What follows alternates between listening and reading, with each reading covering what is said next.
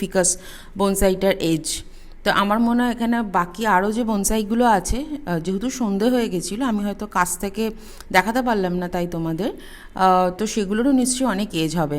আর এখানে সবথেকে ভালো যে এখানে যে ব্রিজটা দেখতে পাচ্ছ সামনের দিকে, এখানে যে একটা বড় ঝিলের মতন রয়েছে, আর তার সামনে যে এরকম ব্রিজটা আছে, এটার উপর দিয়েও বহুবার আমরা গেছি কিন্তু কখনো আসা হয়নি এই পার্কটার সামনে।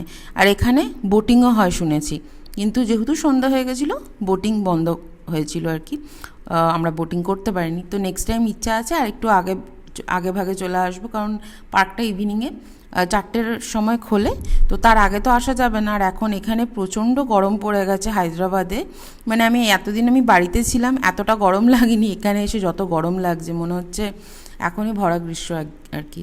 আর এখানে ছোট ছোট দেখলাম